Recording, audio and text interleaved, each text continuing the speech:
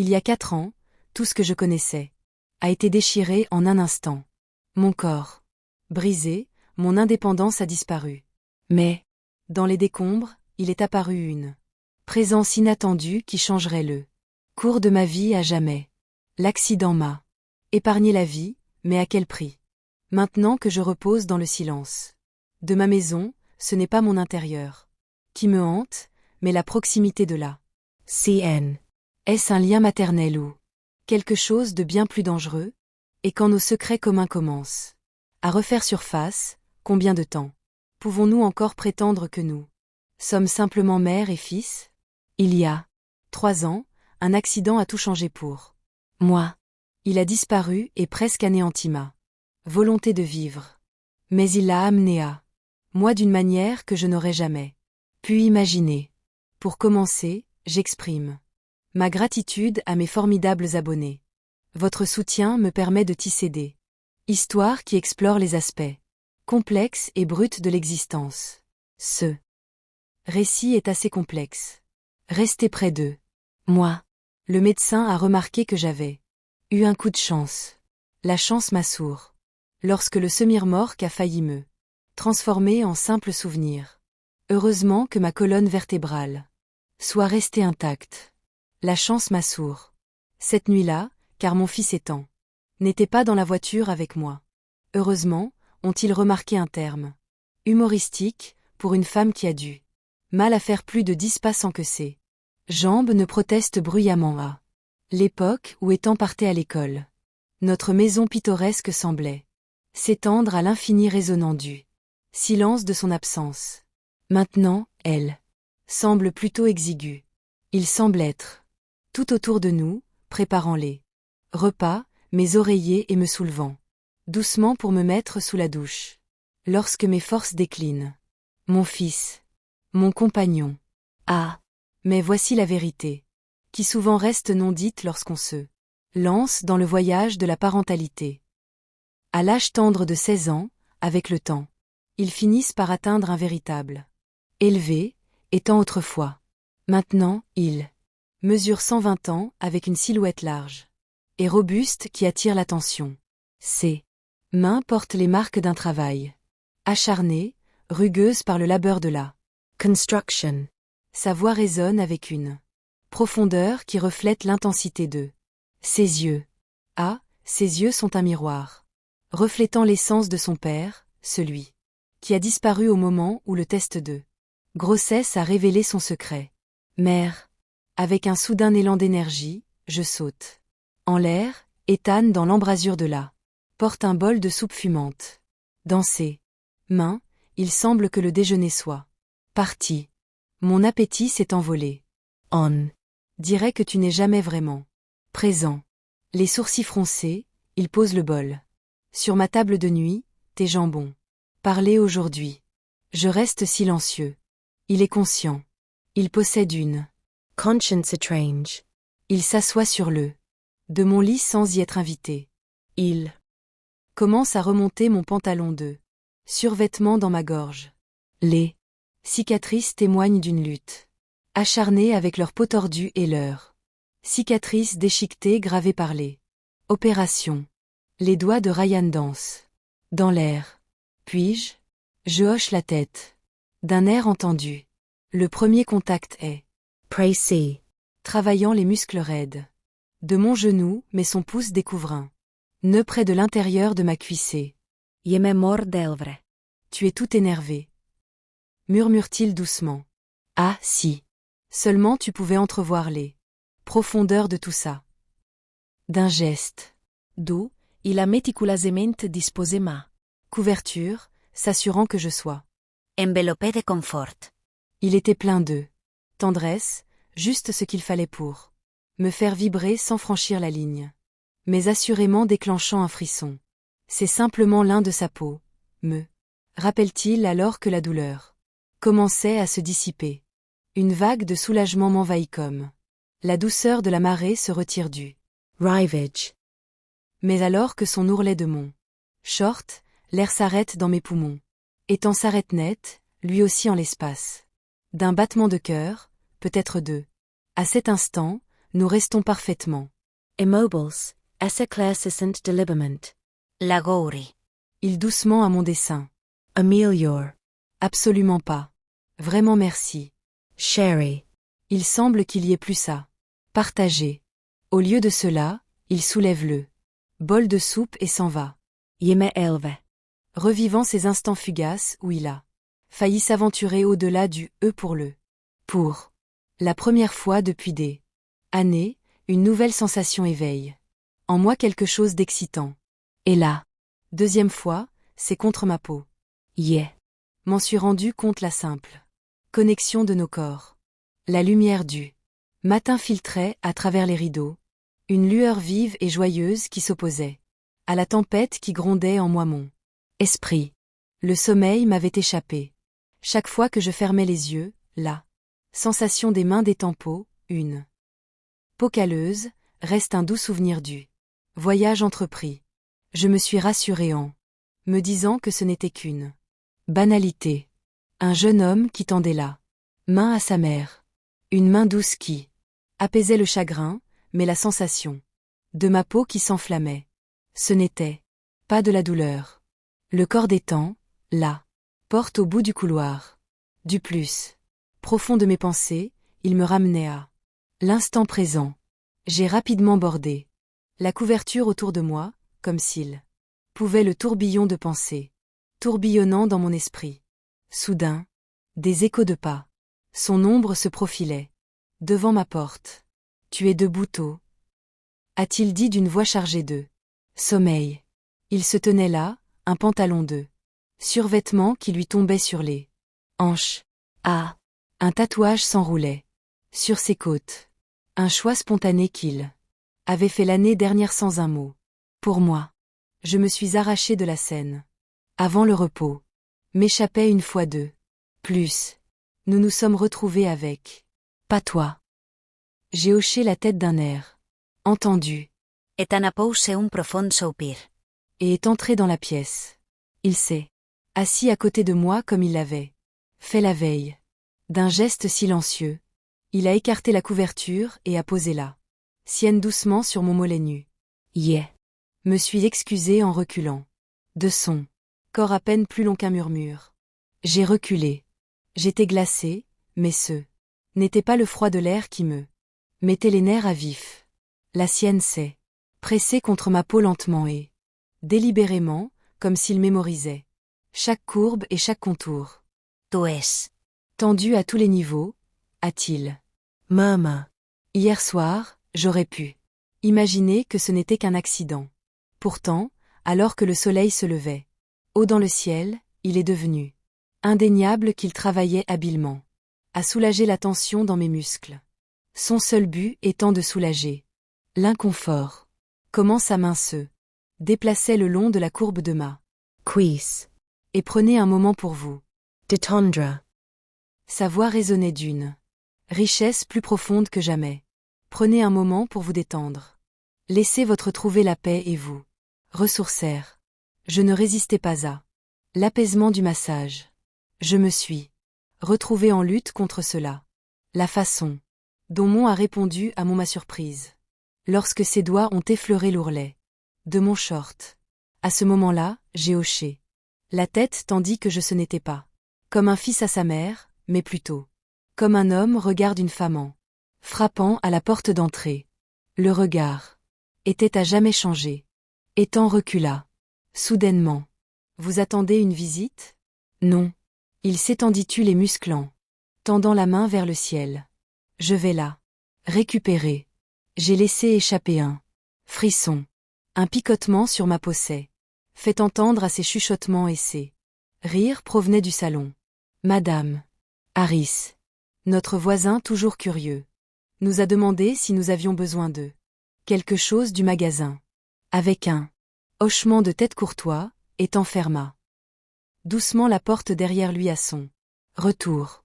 Son visage exprimait un mystère impossible à déchiffrer. Pensez-vous qu'elle a une idée? Demanda-t-il. Son rythme ne changea pas, méthodique, maîtrisé. Il n'avait pas tout compris, mais il commençait à le sentir. Tandis qu'elle se déplaçait sur la table, ses mains suivaient un mouvement fluide et apaisant. Lorsqu'elle atteignit à nouveau son épaule, une main resta là, l'autre flotta près de lui sans jamais perdre le rythme. Il déplaça légèrement son épaule. Je ne bougeai pas, je souris simplement, parce que maintenant il n'y avait plus aucun doute. Quelque chose en lui avait changé, et il savait que ce n'était plus un simple massage. Il n'avait simplement pas encore décidé quoi en penser. Je me levai doucement de la chaise. Il ne me voyait toujours pas, mais je voulais qu'elle me voie. Elle me jeta un rapide coup d'œil tandis que je m'asseyais sur le pouf près de la table. Je restais habillée, la posture détendue, et posais doucement ma main sur son bras. Il bougea légèrement lorsque je le touchai. Ses yeux s'ouvrirent brièvement. Il ne parla pas. Il absorbait encore tout, car il comprenait maintenant ce que j'avais arrangé et avec quelle prudence je l'avais laissé se dérouler. Elle continua son rythme régulier, ses deux mains agissant en harmonie le long de son dos. La serviette ne bougea pas. L'air resta immobile. Tout avait bougé, mais aucun de nous ne bougea. Ses yeux restèrent ouverts, même lorsqu'elle jeta un coup d'œil vers le bord de la serviette, prenant soin de ne pas la toucher. Même lorsqu'elle se pencha, parlant à peine plus fort qu'un murmure, non pas à lui, mais près de lui. Je n'entendis pas ce qu'elle disait, je n'en avais pas besoin. Sa prise sur la table se resserra légèrement. Son expression changea, non plus passive, mais concentrée, pleinement éveillée. Elle se leva lentement, sa rencontre avec la mienne juste un instant. J'acquiesçai doucement. Elle bougea avec la même présence posée. Je touchai à nouveau son bras doucement. Il marqua une pause. Elle fit le tour de la table avec précaution, sa main frôlant brièvement ses côtes, avant de remonter vers son épaule. Il la suivait maintenant du regard, attentif, scrutant chacun de ses mouvements. Au pied de la table, elle me regarda et parla. Cette fois, pas à lui. « Tu es sûr ?» Je me rapprochai, tendis la main et la dirigeai légèrement vers la mienne. Je ne la regardai pas. « Là pour moi, mon amour, dis-je doucement. Elle est là parce que je voulais ça pour toi. » Il déglutit puis hocha la tête. Elle s'agenouilla près de la table, se penchant et reprit la parole à voix basse. La serviette resta intacte, la sienne bougea subtilement, mais le changement était là. Je restai près de lui, une main posée doucement sur son bras. Sa tête s'inclina légèrement comme s'il essayait de décoder ce que je voulais dire, mais elle répondit pour nous deux. Ses mains continuèrent à bouger le long de son dos, constantes et calmes. Il ajusta légèrement son bras en réponse. Elle murmura quelque chose de nouveau. Ses yeux clignèrent, toujours alertes. Il ne parla pas.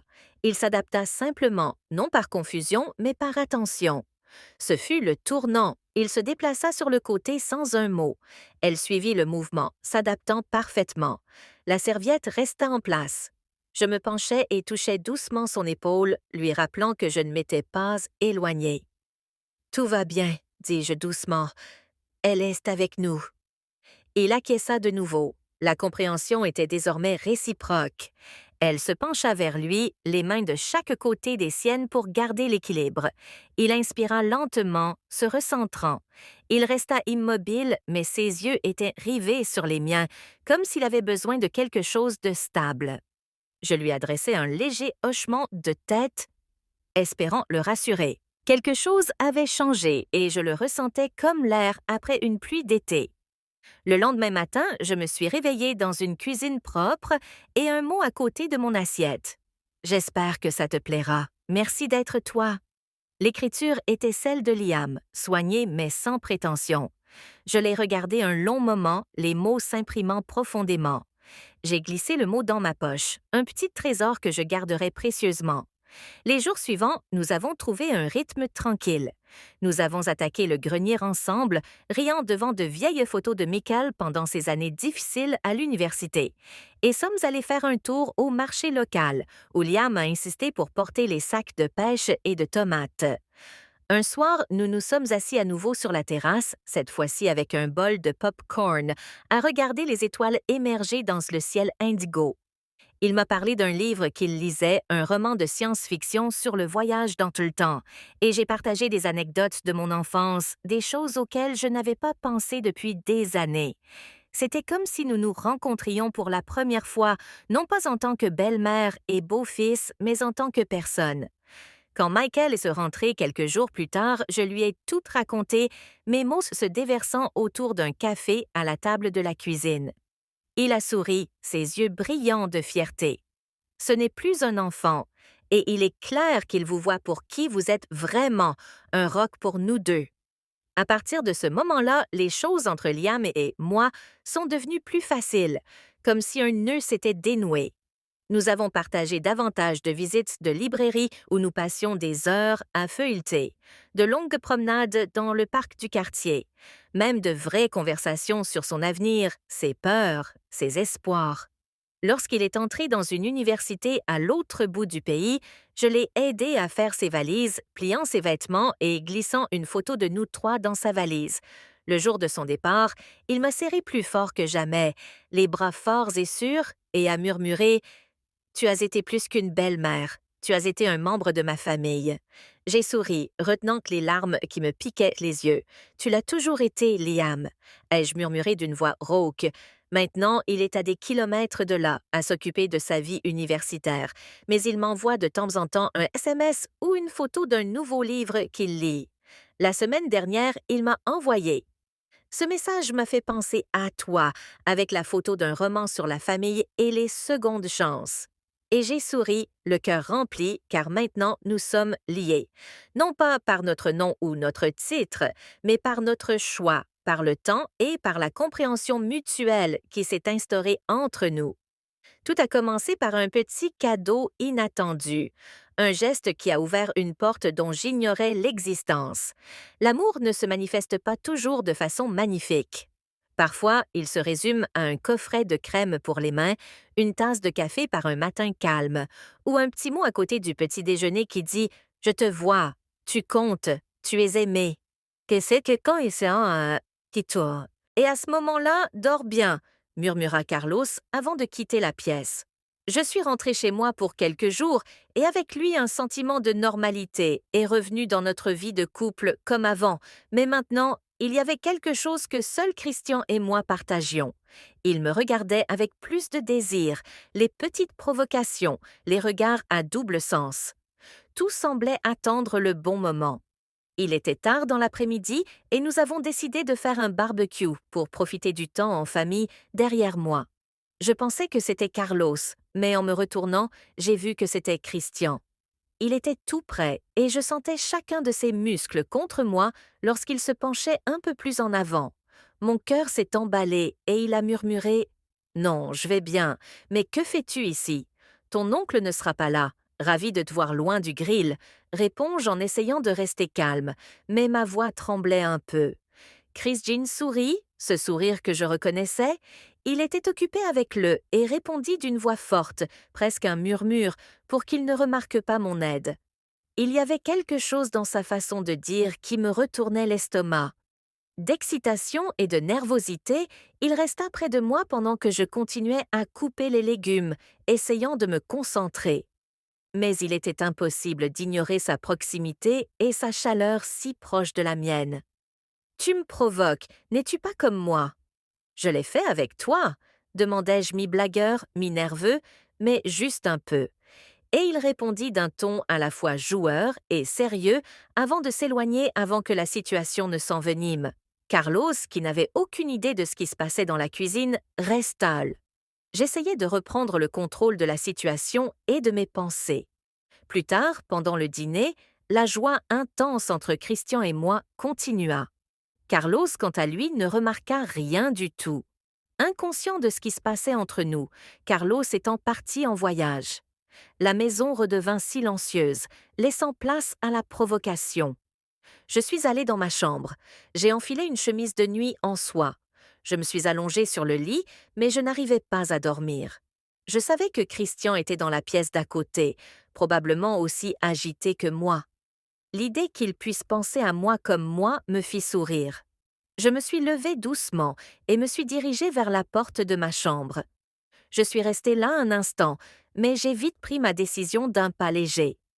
Je suis allée dans la chambre de Christian et j'ai frappé doucement à la porte, un peu surprise. Quand j'ai ouvert, j'ai vu sa situation. Avant de répondre, j'étais également réveillée. J'appréciais le spectacle. Je pouvais être entre nous. Je me suis approchée lentement. Puis-je m'asseoir à côté du lit? C'était à quel point c'était devenu facile. J'ai commencé à venir me voir tôt le matin, quand Aaron était en train de courir ou dormait encore. Parfois, je me garais quelques rues plus loin, au cas où. Elle me saluait dans le couloir, les cheveux encore humides du peignoir, bien au chaud. On ne se parlait pas beaucoup, on tournait juste autour de l'autre comme si on l'avait fait des centaines de fois. Et c'est peut-être ce qui nous faisait peur, car finalement, le monde commençait à nous rattraper. Aaron était plus souvent à la maison, son stage se terminait et, soudain, il était là tous les jours. Sa présence changeait tout. Sa porte était toujours ouverte. Mais j'ai arrêté de la franchir. On est devenu prudent. Des visites plus courtes, non. Moins de discussions, plus de tension. Et pas du bon côté. C'était comme vivre sous un toit avec une fuite qu'on ne peut pas localiser, attendant juste que la goutte tombe et nous trahisse. Un après-midi, j'ai vu Aaron dehors dans le garage, torse nu, écouteurs sur les oreilles. Il ressemblait à sa mère, la mâchoire saillante, les mêmes yeux. Il m'a fait signe. Je lui ai fait signe en retour. Ce soir-là, Marissa n'a pas appelé et le lendemain, elle n'a pas répondu. Le silence s'est prolongé. Finalement, elle m'a envoyé un texto. Juste un mot. Il ne retournera pas à l'école le prochain semestre. Je n'ai pas répondu. Qu'y avait-il à dire? Nous savions tous les deux que le risque avait changé. Avant, nous vivions dans un espace juste à côté de conséquences, maintenant Aaron était toujours à proximité. Chaque porte grinçait plus fort. Chaque ombre avait des dents. Pourtant, nous ne pouvions pas nous arrêter, pas encore. La fois suivante, je l'ai vu, c'était précipité. Une étroite fenêtre avait été volée pendant qu'Aaron était sorti faire les courses. Elle a ouvert la porte et m'a fait entrer à toute vitesse, comme si même les murs pouvaient nous écouter. Nous n'avons pas beaucoup parlé, ce n'était pas nécessaire. Son baiser était urgent, pas romantique, juste désespéré, comme si elle avait besoin de se rappeler que c'était réel, que c'était arrivé. Ensuite, nous nous sommes assis dans le couloir, dos au mur, respirant en cadence. « Je déteste ça, » murmura-t-elle. « Ces ruses, cette attente, je sais. » Elle posa sa tête sur mon épaule. Il fallait être plus prudent, mais la prudence ne suffirait pas. 2 semaines plus tard, ça a failli arriver. J'étais venue l'aider à remplacer un plafonnier dans la buanderie, juste une petite tâche. Aaron, dit-elle, était allé chercher quelque chose à la quincaillerie et ne reviendrait pas avant un moment. On s'est dit qu'on avait le temps. J'étais sur l'échelle, le tournevis et la main à moitié concentrée quand elle haleta. Par la fenêtre, elle avait repéré sa voiture dans l'allée. Il était rentré tôt. Il n'y avait pas le temps. Je suis descendue en trottinant, je me suis essuyé les mains avec un chiffon et j'ai franchi la porte de derrière, le cœur serré.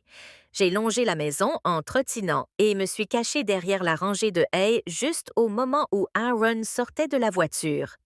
Il ne m'a pas vue.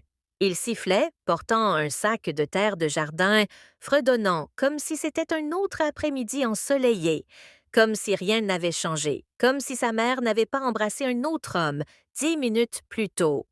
Je suis restée accroupie jusqu'à ce qu'il soit complètement à l'intérieur. Puis je suis partie, rapidement, secouée. Ce soir-là, Marissa a appelé. Sa voix était cassante. Je pensais qu'il serait parti jusqu'à 17 heures. Je sais, j'ai dit « ça va ». Mais non, on était tous les deux en train de changer. La peur s'insinuait là où la chaleur régnait. Elle a recommencé à parler, pas d'un coup, mais progressivement et prudemment. Ses textos ont raccourci. Sa voix au téléphone a perdu sa douceur. Les longues matinées ont disparu. Les petites attentions à mon arrivée ont cessé. Elle n'a pas dit les mots, mais je les ai sentis s'accumuler dans l'espace entre nous. On ne peut pas continuer comme ça. La dernière fois que je l'ai vue comme ça, que je l'ai vraiment vue. Elle m'a tendu un pot de miel du marché. Elle a dit que c'était du coin. Ses doigts ont effleuré les miens en me le donnant, mais ce n'était pas une invitation. C'était comme une fin en douceur. Après cette rencontre, tout a ralenti. Pas de façon dramatique, cinématographique, juste un dénouement en douceur. On a arrêté de s'envoyer des textos tous les jours. J'ai arrêté de lui rendre visite, sauf si Aaron était à la maison. Et même là, c'était plus fin, plus léger, comme si on faisait comme si de rien n'était. La clé sous le paillasson avait disparu. Non pas que je l'aurais utilisée. Elle a arrêté de tendre la main en premier et quand je l'ai fait, ses réponses ont été plus lentes. Amicale, mais distante, je n'ai pas insisté. Certains après-midi, je la voyais sur le porche avec Aaron, à l'épicerie ou chez les herboristeries. Elle me faisait signe. Je lui faisais signe en retour. C'était tout. Et peut-être que c'était tout ce que ça devait être. Le pire, ce n'était pas de perdre les baisers ni les petits matins. C'était de perdre son regard, comme si j'étais la seule personne dans la pièce à la voir complètement. Pas seulement la mère d'Aaron, pas seulement quelqu'un qui la tenait, mais Marissa, vive, drôle, usée, mince, authentique. Pendant un temps, j'avais été la seule à voir cette version d'elle. Maintenant, je n'étais plus que Ryan, l'ami d'Aaron, celui qui avait aidé un jour à s'occuper d'un raton laveur. Pas de fin dramatique, pas de confession larmoyante. Juste le silence et le temps. Quelques semaines plus tard, je les ai croisés à l'épicerie, Aaron poussant le chariot, Marissa riant à quelque chose qu'il avait dit. Cette inclinaison familière de la tête. Elle m'a vu, a hoché la tête poliment. J'ai hoché la tête en retour. C'était tout. Ce soir-là, assis dans mon appartement, éclairé, je réfléchissais à la façon dont les fins silencieuses sont celles qui résonnent le plus longtemps. Marissa ne m'a jamais demandé si elle me manquait. Je ne lui ai jamais demandé si elle pensait à moi. C'était le genre de question qui exigeait des réponses que nous ne pouvions pas nous permettre. Parfois, tard le soir, je me souviens de son regard lorsqu'elle prononçait mon nom doucement, de la façon dont sa main glissait dans mon dos sans raison. Je me demande si elle pense parfois à ça, mais je ne pose pas la question. La vie continuait. Elle restait avec Aaron. Il était plus présent, occupé, comme si la maison avait repris son rythme. Elle avait l'air satisfaite, peut-être même heureuse, et j'ai arrêté d'essayer de déchiffrer ses pensées. Quant à moi, j'ai commencé à faire des heures supplémentaires à la librairie, à faire des virées en voiture le week-end, à laisser pousser mes cheveux, à prévoir de quitter la ville l'année prochaine. On ne se parle plus. Parfois, je passe devant chez elle et je la vois lire près de la fenêtre. Parfois, non, mais quand je le vois et qu'elle lève les yeux une seconde et m'adresse ce sourire à peine perceptible, je sais qu'elle s'en souvient aussi. Et, d'une certaine manière, c'est